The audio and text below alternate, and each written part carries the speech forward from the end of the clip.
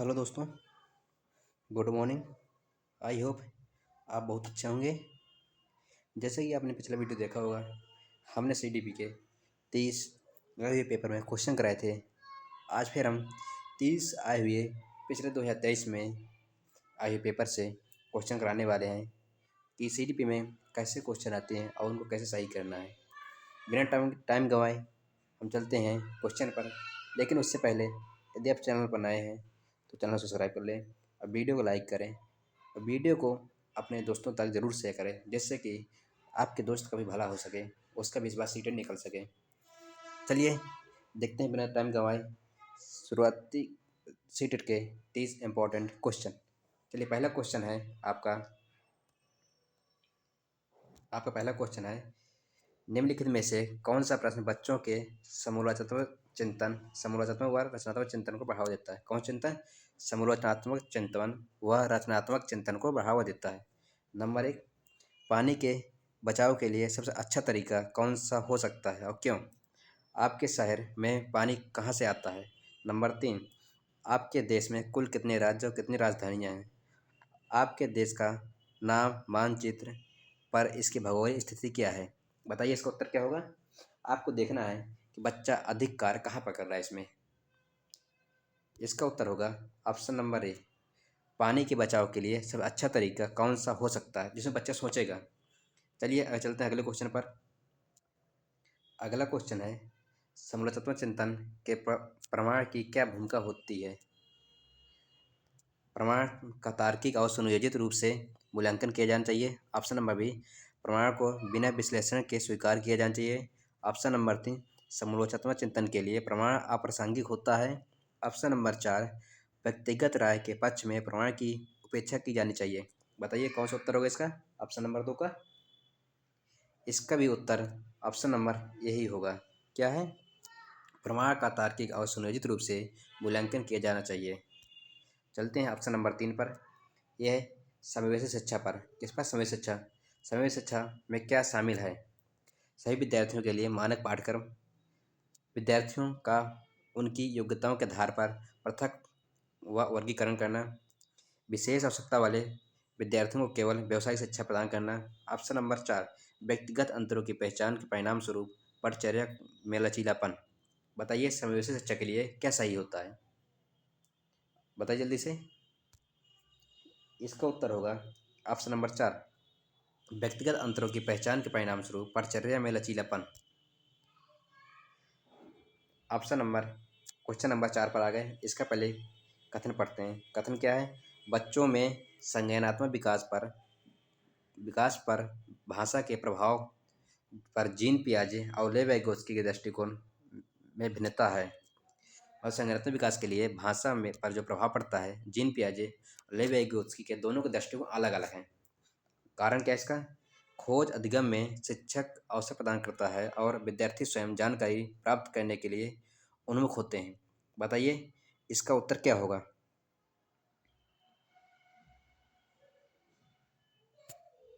देखिए इसका उत्तर यह अपनी जगह भी सही है,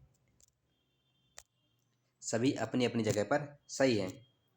जैसे आपका ये सही है, ये भी सही है, लेकिन यह इसकी व्याख्या नहीं, कारण जो है कथन की व्याख्या नहीं करता। तो इसका उत्तर हो जाएगा क्वेश्चन नंबर 2, मतलब इसका उत्तर होगा ऑप्शन नंबर 2।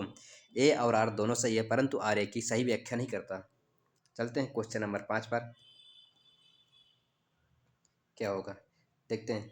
निम्नलिखित में से कौन सा समूह उन विशेषताओं का सही ढंग से उल्लेख करता है जो प्रतिभाशाली विद्यार्थियों और कक्षा में अन्य विद्यार्थियों के बीच आमतौर पर भिन्न होता है? बताइए इसका उत्तर क्या हो। इसमें पहला ऑप्शन है समझ के अग्रवर्ती गहनता, सीखने की तेज गति।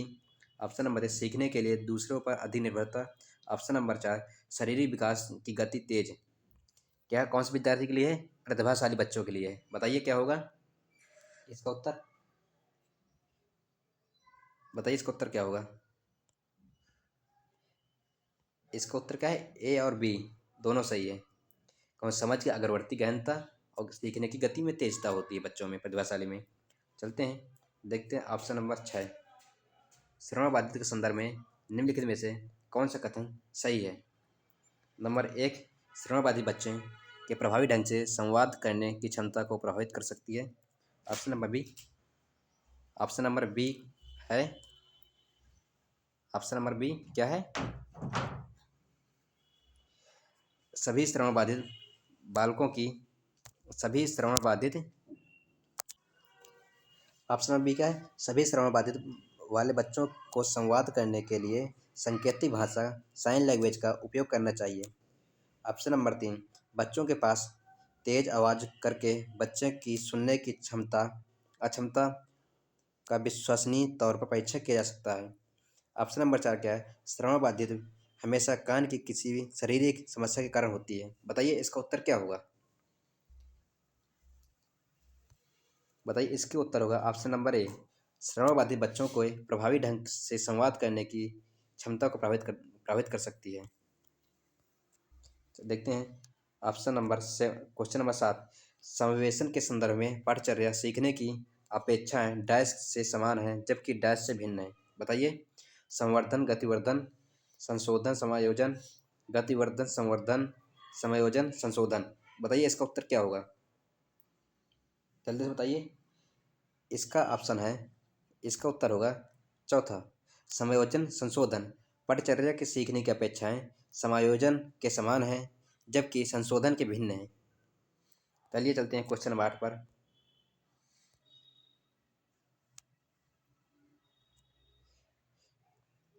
संरचनावादी सिद्धांतों के अनुसार निम्नलिखित में से कौन सा कथन सही नहीं है? क्या है? सही नहीं। यहाँ पर देखना लास्ट में है कि नहीं है। ऑप्शन नंबर एक, ज्ञान व्यक्तिपरक है। ऑप्शन नंबर दो, शिक्षार्थी अपने सामाजिक और सांस्कृतिक संदर्भ में ज्ञान की रचना करते हैं। कैसे? शिक्षार्थी अपने सामाजिक और सांस्कृतिक संदर्भ में ज्ञान की रचना करते हैं। ऑप्शन नंबर तीन, प्रभावी अधिगम सुनिश्चित करने के लिए शिक्षार्थी को बाहरी रूप से प्रेरित करने की आवश्यकता है। मतलब अच्छा यदि व्यक्ति को अधिगम करना है तो उसे बाहरी से प्रेरित करना चाहिए। ऑप्शन नंबर चार, ज्ञान बहुलवादी बहुविधा है। बताइए क्या होगा इसका उत्तर? ऑप्शन नंबर 8 होगा। इसका उत्तर होगा प्रभावी अधिगम सुनिश्चित करने के लिए शिक्षार्थियों को बाहरी रूप से प्रेरित करना चाहिए। चलते हैं अगले क्वेश्चन पर। अगला क्वेश्चन है 9। निम्नलिखित में से कौन सा आंतरिक अभिप्रेरक का उदाहरण है? मतलब जो अंदर से आपको उत्साहित करे कार्य करने के लिए। ऑप्शन नंबर क्या है? शिक्षक को प्रभावित करने के लिए परियोजना का पूरा करना। ऑप्शन नंबर दो, व्यक्तिगत आनंद के लिए वाद्य यंत्र बजाना। ऑप्शन नंबर तीन, डांट से बचने के लिए पढ़ाई करना। ऑप्शन नंबर चार, पुरुष राशि के लिए एक प्रतियोगिता में भाग लेना। बताइए ऐसी कहाँ पर है जहाँ बच्चा स्वयं के लिए प्रेरित हो रहा अंदर से? बताइए जल्दी से इसका उत्तर क्या होगा? देखिए, व्यक्ति अपने आनंद के लिए एक वाद्य यंत्र बजाता है तो क्या उसकी आंतरिक प्रेरणा है, वही उसमें पूछा गया है। चलते अगले क्वेश्चन पर। अगला क्वेश्चन है क्वेश्चन नंबर 10। क्या है? 10। इसका अभिकथन क्या है? शिक्षकों को विद्यार्थी में विशेष जाति समूह के बारे में रूढ़िवादिता को तोड़ने के लिए कड़ी मेहनत करनी चाहिए। क्या है? शिक्षकों को विद्यार्थियों के विशेष जाति समूह के बारे में रूढ़िवादिता को तोड़ने के लिए विशेष कड़ी मेहनत करनी चाहिए। कारण क्या है इसका? शिक्षा एक प्रमुख उद्देश्य विद्यार्थियों को सर्वोत्तम चिंतन, आत्मचिंतन के लिए प्रोत्साहित करती है। अब दोनों क्वेश्चन को पढ़ लिया, बताइए इसका उत्तर क्या होगा? जल्दी से बताइए इसका उत्तर क्या होगा? इसका उत्तर होगा ऑप्शन नंबर 4। ए और आर दोनों सही हैं और आर ए की सही व्याख्या भी करता है। बिना टाइम गवाए चलते हैं अगले क्वेश्चन पर।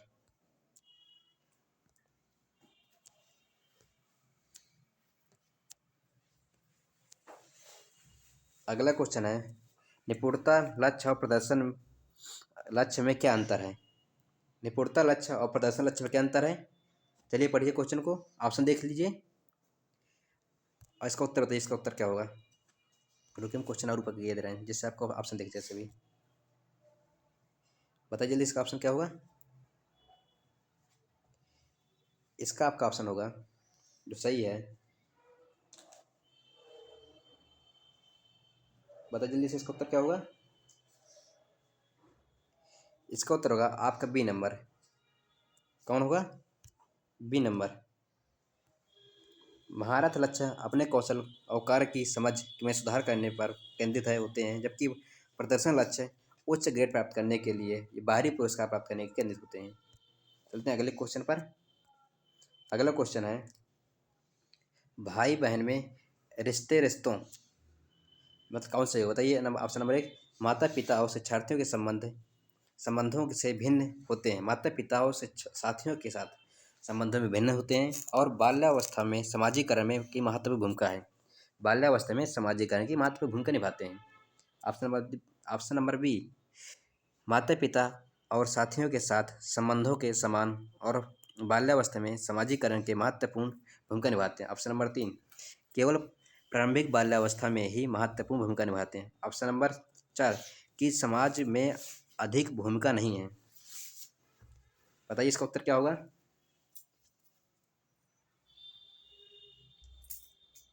जल्दी से बताइए इसका उत्तर क्या होगा। इसका उत्तर होगा, भाई बहन के रिश्ते माता पिता और साथियों के साथ संबंध हैं और बाल्यावस्था में सामाजिकरण की महत्वपूर्ण भूमिका निभाते हैं। चलते हैं अगले क्वेश्चन पर बिना टाइम गंवाए। अगला क्वेश्चन है 13 नंबर का, बच्चे के बीच विकासात्मक दरों में काफ़ी भिन्नताएं मौजूद होती हैं। क्या बच्चों के विकास में काफ़ी भिन्नताएं मौजूद होती है का अभिकथन है। इसका कारण क्या है। विकासात्मक अंतर आनुवंशिक अनुभवात्मक विधियों की जटिल अंतःक्रिया का एक अनिवार्य परिणाम है। बताइए इसका उत्तर क्या है। यदि आपने विकास का हमारा चैप्टर देखा होगा तो आप इसका उत्तर आराम से लगा सकते हैं। बताइए इसका उत्तर क्या होगा। देखिए, विकास को आपकी आनुवंशिकता, आपका वातावरण सब कुछ प्रभावित करता है। ठीक, अब जो आर है, आर ए की व्याख्या भी करता है, इसलिए इसका ऑप्शन नंबर 4 होगा। चलते अगले क्वेश्चन पर। निम्नलिखित में से विकास के सिद्धांत को दर्शाया गया है। जो बच्चे अपने शुरुआती वर्षों में भाषा सीखने के लिए अपने भाषा सीखने के लिए अनुकूल वातावरण से वंचित रहते हैं, उन्हें बाद के जीवन में भाषा चुनने में थोड़ी कठिनाई होती है। कौन सी। बाद के जीवन में भाषा चुनने में थोड़ी कठिनाई होती है। नंबर ए, भाषा का विकास पूरी तरह आनुवंशिकता पर निर्भर है। नंबर बी, भाषा और अनुभूति जटिल रूप से परस्पर संबंधी है। भाषा अव्यवस्थित है, अप्रत्याशित है। ऑप्शन नंबर 4, भाषा के विकास का एक संवेदनाशी है। बताइए इसका उत्तर क्या होगा। ऑप्शन नंबर 14 का,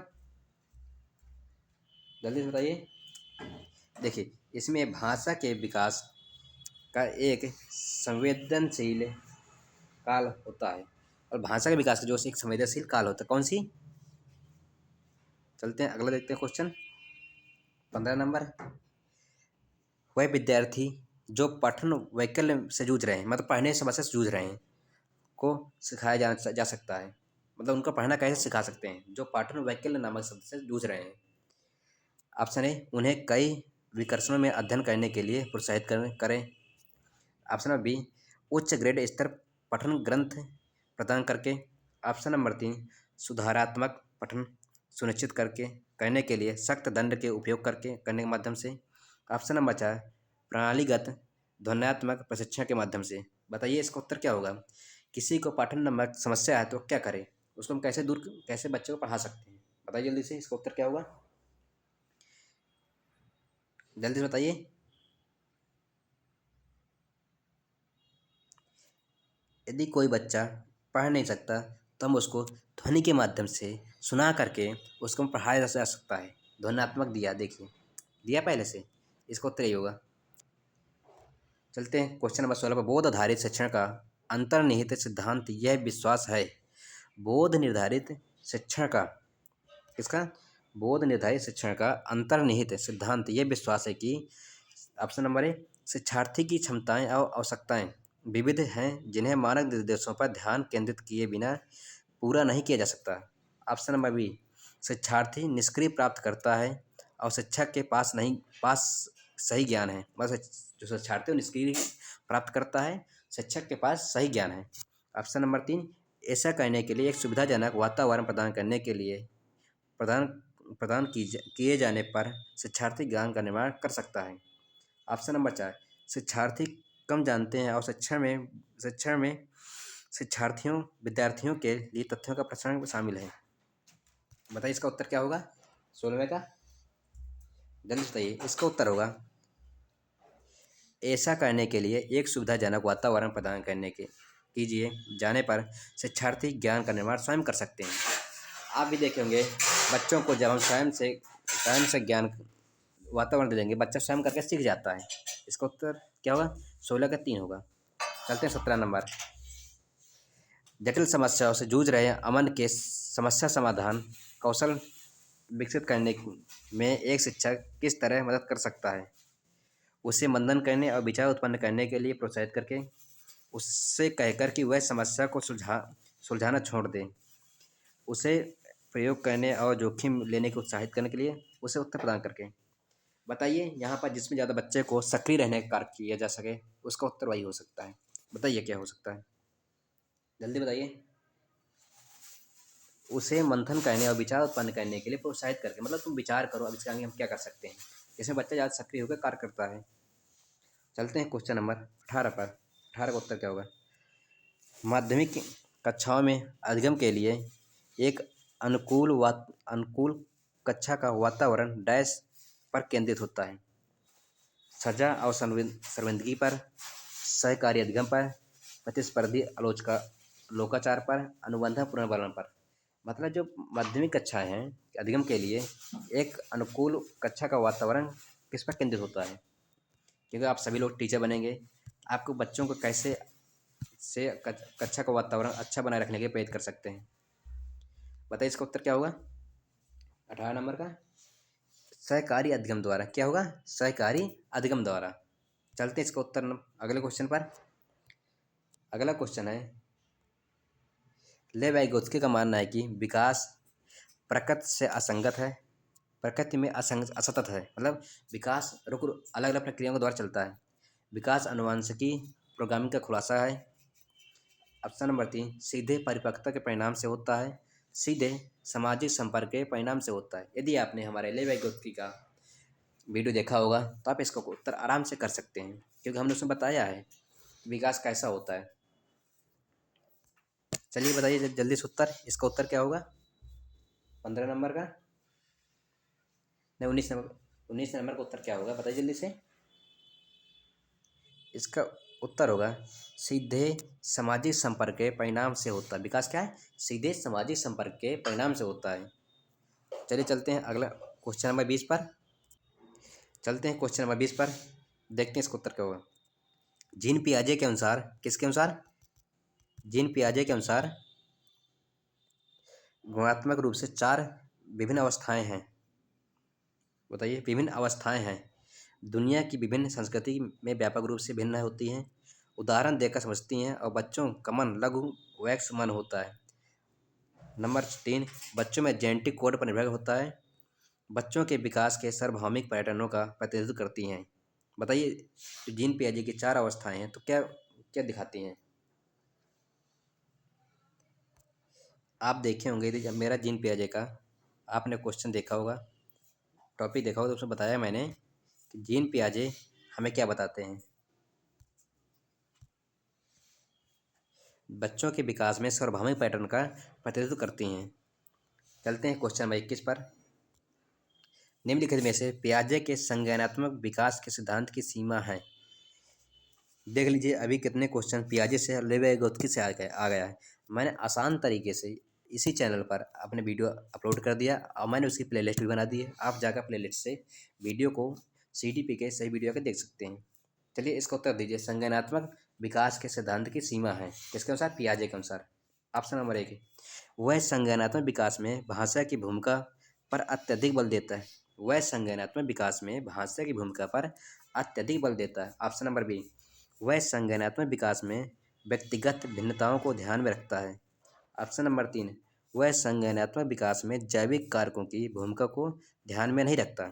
ऑप्शन नंबर 4, वह संज्ञानात्मक विकास पर सांस्कृतिक और सामाजिक कारकों के प्रभाव को ध्यान में नहीं रखता। बताइए इसका उत्तर क्या होगा, जल्दी से बताइए। ले वाइगोत्स्की ने कभी भी संस्कृति और समाज को नहीं देखा। चलिए इसका उत्तर क्या होगा? ऑप्शन नंबर 4 होगा। देखते हैं क्वेश्चन नंबर 22 का उत्तर क्या होगा। अभिकथन क्या है? प्रत्येक वत्सलता जो कि कक्षा सेवंथ की शिक्षिका है, उसके क्षेत्रों में कैरियर पर चर्चा करने के लिए एक महिला गणित की प्रोफेसर और एक पुरुष नर्स को अपनी कक्षा में आमंत्रित करते हैं। मतलब उन्हें किसके बुलाया?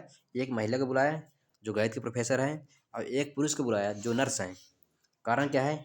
लैंगिक अंतर जन्मजात है और समाज के माध्यम से अधिग्रहित नहीं है। बताइए इसका उत्तर क्या होगा दोनों का? देखिए, यह भी सही है और यह भी सही है, लेकिन इसका उत्तर क्या होगा बताइए? देखिए, लैंगिक जेंडर जो जन्मजात होता है कभी? आपने जो भी सीखा है डिफरेंट करने, वो जन्मजात होता है? कभी नहीं। अब इस मतलब आपका आर तो गलत है। आप ए में बताइए, ए में क्या है? जल्दी से बताइए इसका उत्तर क्या होगा? बताइए।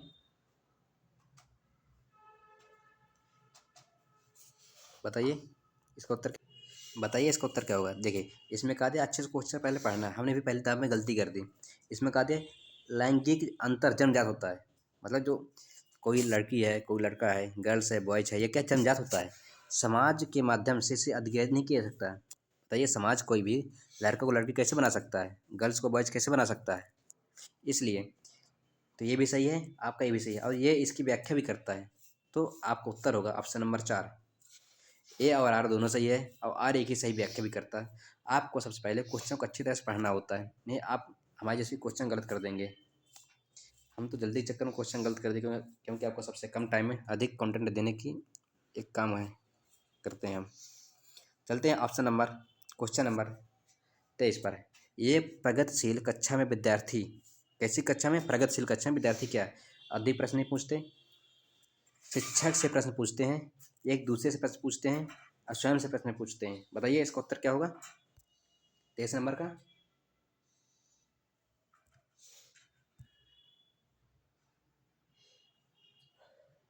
इसका ऑप्शन होगा ऑप्शन नंबर 3। शिक्षक से प्रश्न पूछते हैं, एक दूसरे से प्रश्न पूछते हैं, स्वयं से प्रश्न पूछते हैं।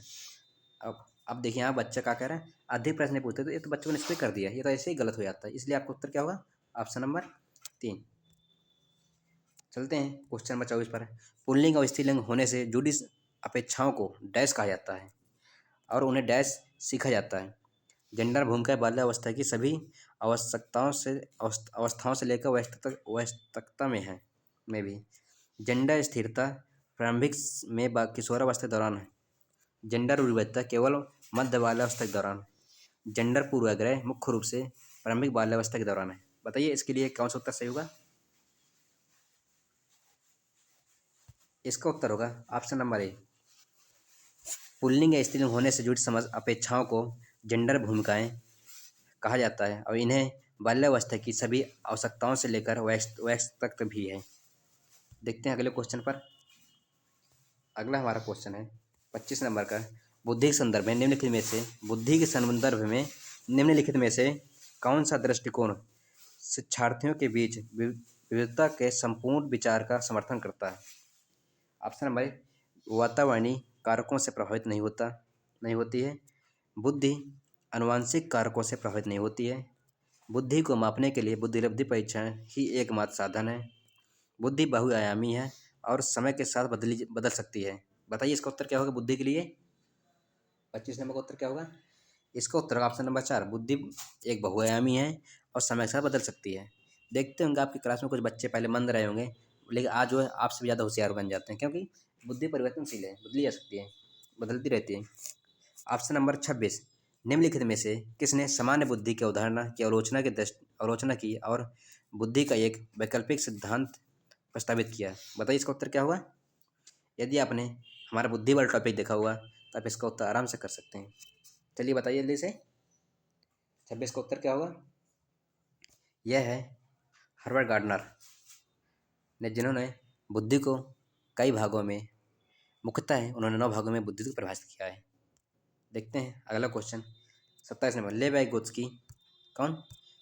लेवी नहीं, क्या है, सॉरी, क्या लिखा है? लॉरेंस कोलबर्ग सिद्धांत की आलोचना कैरे गिलगिन ने द्वारा की गई। यदि आपने कल का वीडियो देखा होगा तो वहाँ पर भी लॉरेंस कोलबर्ग से सेम क्वेश्चन आया था। तो अब बताइए इसका उत्तर क्या होगा जल्दी से? कैरो गिलगिन ने लॉरेंस कोलबर्ग के सिद्धांत की आलोचना क्यों की? यदि आपने हमारा वीडियो देखा होगा तो आप इसका उत्तर आसानी से लगा सकते हैं, क्योंकि हमने उसमें बताया है कि उसने लॉरेंस कोलबर्ग सिद्धांत की आलोचना क्यों की थी। चलिए करिए जल्दी से। इसका उत्तर होगा नैतिक तर्क में लैंगिक भिन्नताओं की उपेक्षा करने के लिए उन्होंने उसकी आलोचना की थी। चलते हैं ऑप्शन नंबर 28 पर, क्वेश्चन नंबर 28 पर। एक शिक्षिका अपने विद्यार्थियों को अधिक संज्ञानात्मक कौशल विकसित करने में मदद करना चाहती है। निम्नलिखित में से कौन सी रणनीति सबसे प्रभावी होगी? बताइए। विद्यार्थी अभिप्रेरित करने के लिए विद्यार्थियों को अभिप्रेरित करने के लिए लगातार ग्रेड और प्रतिपुष्टि प्रदान करना। ऑप्शन नंबर बी, विद्यार्थियों को प्रोत्साहित करना कि वे स्वयं अपने अधिगम पर चिंतन करें, अपनी प्रगति का मूल्यांकन करें। ऑप्शन नंबर 3, विद्यार्थी को याद करने के लिए पाठ सौंपने और उन्हें पाठ्य पुस्तक से जानकारी दोहराने के लिए प्रोत्साहित करना। ऑप्शन नंबर 4, विद्यार्थियों को सभी सीखने के कार्यों के लिए विस्तृत और निर्देशात्मक निर्देश प्रदान करना। बताइए इसका उत्तर क्या होगा? जल्दी से बताइए क्योंकि टाइम कम है। इसका उत्तर होगा ऑप्शन नंबर बी, विद्यार्थियों को प्रोत्साहित करना कि वे स्वयं अपने अधिगम पर चिंतन करें और अपनी प्रगति का मूल्यांकन करें। चलते हैं क्वेश्चन नंबर 29 पर, जो सेकंड लास्ट क्वेश्चन है हमारा। अभिकथन पहले इसका पढ़ते हैं। शिक्षकों को संकल्पना को मजबूत करने के लिए विद्यार्थी को अपने स्वयं में संकल्पना के उदाहरणों और गैर उदाहरणों की पहचान करने के लिए कहना चाहिए। कारण क्या है इसका? उदाहरण के बारे में सोचने से संकल्पना को मजबूत किया जाता है, जबकि गैर उदाहरण विद्यार्थियों को भ्रमित करते हैं। बताइए इसका उत्तर क्या होगा 29 नंबर का? इसका उत्तर होगा ए नंबर तो सही है बट आर गलत है। चलिए देखते हैं क्वेश्चन नंबर 30, आज का हमारा लास्ट क्वेश्चन है। यदि आपने वीडियो को देख लिया अभी तक तो वीडियो को लाइक शेयर सब्सक्राइब जरूर करें। चलिए देखते हैं क्वेश्चन को। अधिगम के सामान्य सिद्धांत बताते हैं कि विद्यार्थी बेहतर रूप से सीखते हैं यदि शिक्षक पहले अवधारणा को उसके प्रतीकात्मक रूप से प्रस्तुत करे और फिर भौतिक रूप पर मतलब प्रतीकात्मक रूप से बता दें फिर दोबारा भौतिक रूप से आ जाएं। ऑप्शन नंबर बी, पहले उस पर चर्चा करें जिसके बारे में विद्यार्थी को नहीं पता और फिर उस पर जाएं जो विद्यार्थी पहले से जानता है। ऑप्शन नंबर 3, पहले अवधारणा का संपूर्ण रूप से परिचय दें और फिर उसकी बारीकियों पर आए। ऑप्शन नंबर 4, पहले तर्क कारण के संदर्भ में अवधारणाओं पर चर्चा करें और फिर विचार करने के अवसर दें। बताइए इसका उत्तर क्या होगा 30 नंबर क्वेश्चन का? आपका इसका उत्तर होगा ऑप्शन नंबर 3, पहले अवधारणा का संपूर्ण रूप से परिचय दें और फिर उसकी बारीकियों पर जाए। जैसे आपको पहले सब कुछ बता दिया एक साथ में, फिर आपको उसकी एक एक बारीकियों पर जाते हैं, वही इसका उत्तर है। आज का वीडियो यहीं तक। यदि आपने वीडियो को अभी तक देख लिया है तो चैनल को लाइक शेयर और सब्सक्राइब जरूर करें। हम आपके लिए आज से ही सामाजिक विज्ञान वाले विद्यार्थियों के लिए शाम को हम डेली एक क्वेश्चन सीरीज चलाने वाले हैं, जिस पे आपको डेली के 60 क्वेश्चन मिलेंगे जो आपके पहले आए हुए पेपर पर हैं। पेपर पर जो पहले क्वेश्चन है वही हम आपको आज से क्वेश्चन देने जा रहे हैं। तो आप शाम को 7 बजे आकर ज़रूर वीडियो देखें। थैंक यू वीडियो देखने के लिए, धन्यवाद। चैनल को लाइक शेयर एंड सब्सक्राइब जरूर करें। Thank you.